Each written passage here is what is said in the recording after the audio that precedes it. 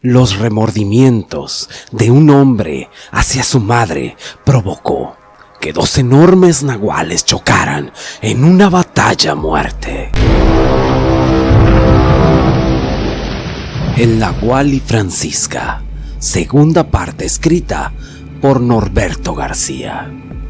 En una noche que parecía cualquier otra, en una pequeña comunidad del estado de Puebla, ruidos extraños se oían al exterior de una vivienda.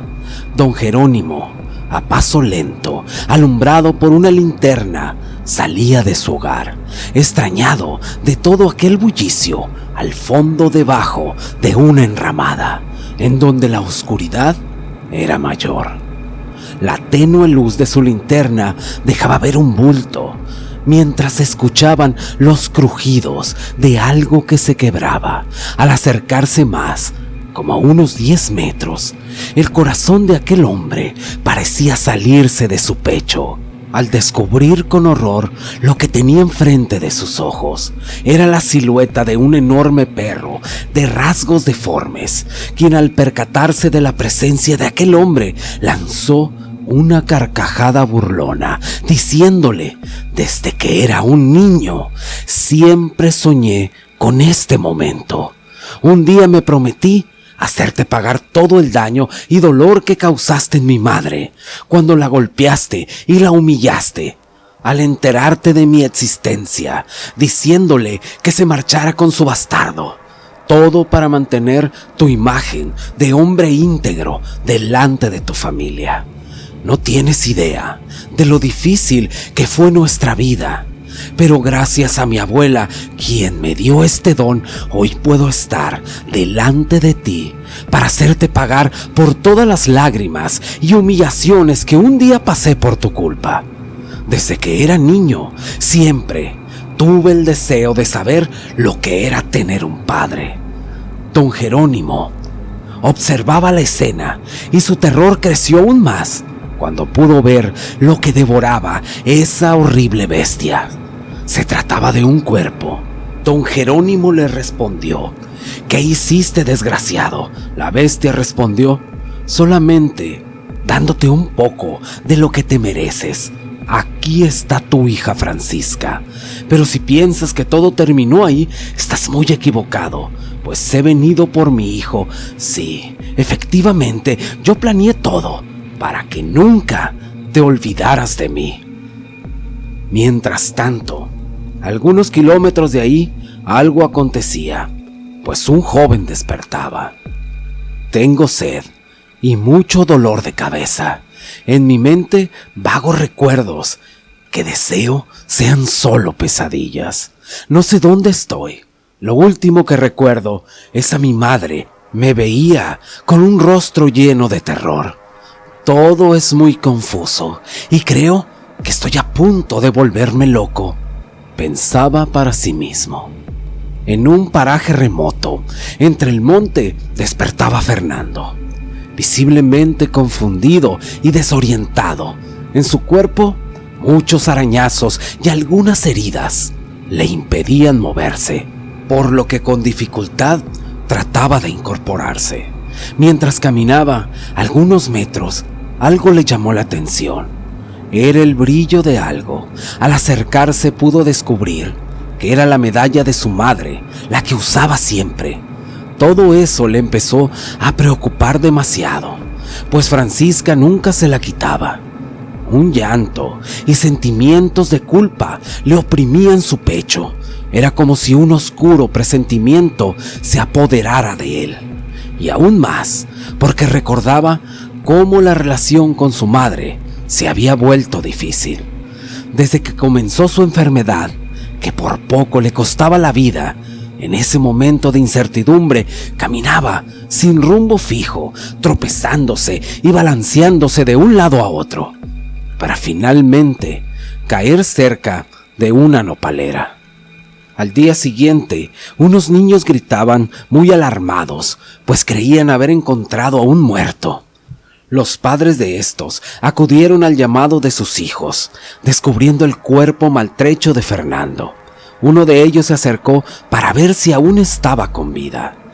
Este aún respiraba, aunque con mucha dificultad, por lo que rápidamente lo ayudaron, llevándolo hasta la vivienda de uno de los vecinos. Al día siguiente, Fernando abría sus ojos mientras una mujer hacía sus tortillas, y las miradas curiosas de dos pequeños que le avisaron a la mujer que el muerto había despertado. La mujer le dijo a sus hijos que llamaran a su padre. Ya cuando estaba totalmente despierto, aquel muchacho les cuestionaba quién era y qué hacía por aquellos lugares. Fernando no sabía qué decir, pues ni él mismo sabía cómo había llegado hasta aquel lugar, pues se encontraba en el estado de Veracruz, en los límites con Puebla. Solo les dijo que era de un pueblo cerca del pico de Orizaba, que necesitaba contactar a su familia. El hombre le dijo que en el pueblo había una caseta telefónica, que más tarde él mismo lo podía llevar hasta aquel lugar para que hablara con su familia. Mientras tanto, le ofrecieron algo de comer, lo que le hizo recobrar sus fuerzas. Ya por la tarde, intentó contactar a su madre, pero fue inútil, y en eso intentó llamar a su hermano Miguel. En esta ocasión pudo hablar con él, quien le dio el golpe de la mala noticia de que su madre la habían encontrado muerta en su hogar con signos de violencia, pues su cuerpo se veía lleno de heridas como si hubiese sido apuñalada. Aunque él pensaba que se veían más como si algún animal la hubiera atacado. Al escuchar todo esto, Fernando dejó caer el teléfono y comenzó a llorar desconsoladamente, mientras que Miguel intentaba preguntar dónde éste se encontraba. Fernando colgó y salió de aquel lugar. Poco a poco, las cosas tomaban sentido respecto a las visiones que éste había tenido, pues de pronto comenzó a recordar cómo él mantenía una discusión acalorada con su madre, cuando ésta le pedía usar su escapulario, pues extrañamente por las noches, cuando su madre rezaba, a él le entraba una ansiedad, además de dolores de cabeza muy fuertes y voces en su cabeza que le decían: déjalo salir. Esa noche, él no soportó y recordaba haber salido un momento al patio para tomar aire fresco, pero de ahí no recordaba nada, a excepción de gritos y gruñidos que no lograba comprender. Por un momento pensó en no regresar jamás al que un día fue su hogar. De hecho, se quedó en aquella comunidad por algunas semanas pensando en qué sería lo mejor. Pero por otro lado, también sentía la necesidad de regresar y darle su último adiós a su madre. Así que después de agradecer a las personas que le habían ayudado, este se marchó con rumbo a su pueblo, lleno de dudas y con la conciencia cargada. Él llegó hasta su casa, pero esta estaba vacía, por lo que pensó en ir con sus abuelos, quienes al mirarlo parecían haber visto un fantasma. Muy extrañados le preguntaron dónde había estado todo este tiempo. Fernando solamente se echó a llorar como un niño pequeño y les dijo que una noche tuvo una fuerte discusión con su madre, pero que después había perdido el conocimiento, por lo que no recordaba nada, hasta que tiempo después había despertado en un pueblo en el estado de Veracruz. Dijo haber estado lleno de aruñazos y muy golpeado, pero lo peor era que él tenía la sospecha que quien había terminado con la vida de su madre había sido él mismo, pues tenía pesadillas recurrentes que más bien parecían memorias de lo sucedido aquella noche. Además, porque a unos metros de donde él despertó, pudo recoger la medalla que su madre siempre llevaba puesta. Su abuela lloraba, se lamentaba diciendo si tan solo Francisca le hubiera hecho caso a su abuela y haberle escuchado, pero ella, en su afán de salvar la vida de Fernando, le abrió las puertas a esta herencia maldita, y ahora Fermín no descansará hasta terminar su venganza En eso Fernando interrumpió a su abuela para preguntarle sobre ese hombre, pues desde pequeño su madre siempre le ocultó la identidad de su padre, por lo que don Jerónimo le dijo: creo que ya es tiempo que sepas toda la verdad. Este le confesó al joven que su padre en realidad había embarazado a su madre en contra de su voluntad, como parte de una venganza, pues a ellos los unió un lazo directo de sangre, ya que eran hermanos. Con lágrimas en los ojos, aquel anciano lleno de vergüenza le confesaba a su nieto que en su juventud él había tenido una aventura con una mujer a la que abandonó cuando supo que estaba esperando un hijo suyo. También le contó cómo él llegó al grado de golpearla para que no dijera nada, pues él ya estaba casado con su abuela. En eso aquel anciano ya no podía más, pues le dijo que hacía más de una semana Fermín había vuelto para amenazarlo, pues había cometido un acto aborrecible al haber raptado el cuerpo de Francisca para írselo a dejar en su casa. Todo esto llenó de furia a Fernando, quien al sentir que estaba a punto de perder la razón, decidió huir de ese lugar para refugiarse en su casa, pues no quería hacerle daño a sus abuelos. Al día siguiente Miguel regresó y al ver a su hermano, ambos se fundieron en un abrazo muy fuerte, pues siempre habían sido muy unidos. Este estaba enterado de todo lo que había sucedido, pues sus abuelos le habían llamado para que intentara hablar con Fernando, pero sobre todo para advertirle sobre Fermín, quien era sumamente peligroso, ya que también era un nahual. Fernando luchaba con sus sentimientos de culpa, por lo que deseaba encontrarse con Fermín para terminar con él, aunque todo esto pudiera costarle la vida. Él le dijo a su hermano: mi vida ya no importa, pues en realidad yo debería de estar muerto y no nuestra madre. Ella, debido a su gran amor, buscó alternativas para que yo no muriera, aunque con ello saliera también mi verdadera naturaleza, esa herencia maldita que corre por mis venas. Yo también soy una bestia, y mi destino es inevitable, pues Fermín no descansará hasta terminar con todos nosotros, por lo que te voy a pedir que te cuides, tú mismo y a mis abuelos, y que te los lleves lejos, porque ese desgraciado está cerca, yo lo puedo sentir. Mi madre siempre me pidió que nunca me quitara este escapulario, pues era mi protección. Ahora yo te lo entrego, confiando que también a ti te cuidará, y como hermano, te pido que me entiendas. Miguel escuchaba a su hermano, mientras gruesas gotas de llanto se deslizaban por sus mejillas, pero en el fondo sabía que su hermano tenía razón, por lo que se despidió de él y le dijo: ojalá y volvamos a vernos. Luego de despedirse de su hermano, Miguel fue a buscar a sus abuelos para llevárselos, pero su abuela le dijo que su abuelo había salido desde temprano y no había regresado. Todo esto llenó de preocupaciones a Miguel, quien fue a avisarle a Fernando que su abuelo no aparecía.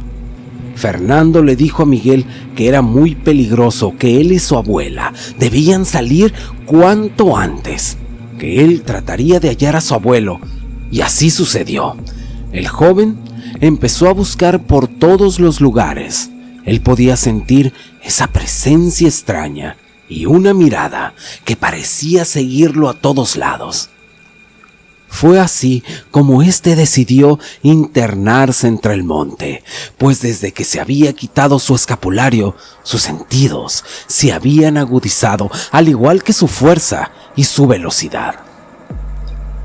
Ya estaba cerca de anochecer, cuando éste pudo sentir el rastro de su abuelo. Este estaba cerca del cementerio, por lo que se dio prisa. Él pensaba lo peor. Al llegar cerca de la entrada, un hombre alto y fornido fumaba un cigarrillo. Al tener al joven cerca, le preguntó que sí, qué estaba buscando. Fernando le dijo: yo sé quién eres. El hombre levantó sus ojos mientras le daba una calada a su cigarro. Su mirada era penetrante, al igual que su gruesa voz, que era capaz de intimidar a cualquiera. Aquel hombre le respondió: tú no sabes nada, pues toda tu vida has vivido engañado, creyendo que no tienes padre, amando a este desgraciado que es la peor basura que existe, mientras le señalaba a su abuelo, quien se encontraba como desmayado. Fernando en ese momento sintió una fuerte descarga de adrenalina y le dijo a Fermín: deja a mi abuelo que se vaya y haré lo que me pidas. Pero Fermín era astuto y le dijo: lo que yo quiero es darte el padre que yo nunca tuve.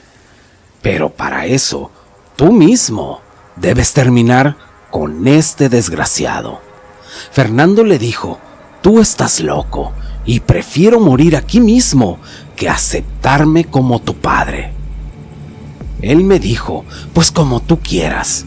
Mientras se sacudía en el piso, transformándose en una bestia, Fernando sentía con temor, pero de la misma manera sentía una furia que no podía controlar.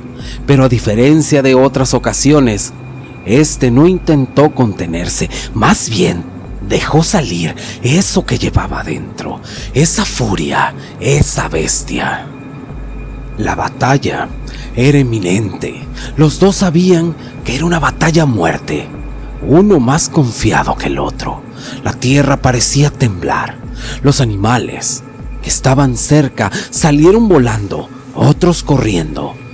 En un instante solo se escuchaba la respiración de aquellas dos bestias agitadas que estaban a punto de chocar. Fernando observó cómo esa masa de músculos y fuerza se abalanzó sobre él, sintiendo como si una masa de acero lo golpeara. El ruido que provocó fue como si dos árboles se golpearan mutuamente. Ahora, dos enormes nahuales estaban enfrascados en una pelea.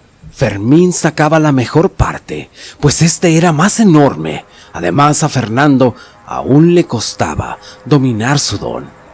En ese momento, don Jerónimo despertó, horrorizado ante el espectáculo que sus ojos veían, pues esas bestias luchaban de manera encarnizada. La sangre brotaba de una herida que Fernando tenía en una de sus piernas.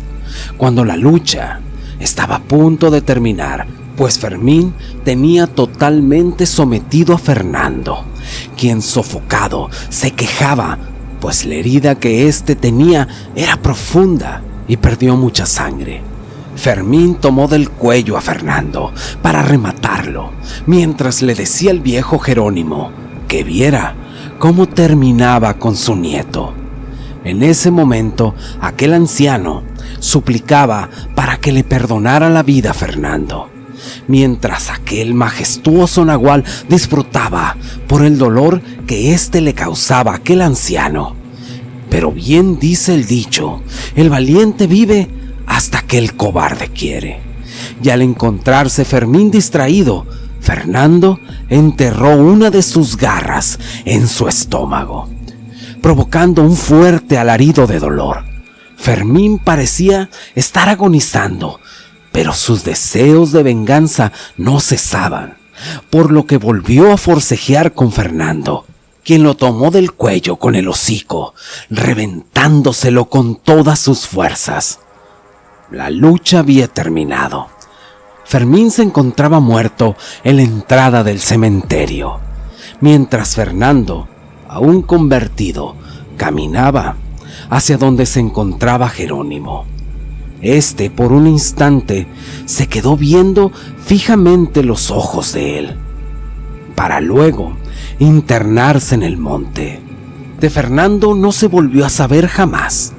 Hay quienes dicen que se fue a vivir entre los montes, aunque hay quienes aseguran que en algunas noches se ha visto un enorme perro que visita el cementerio, la tumba de Francisca.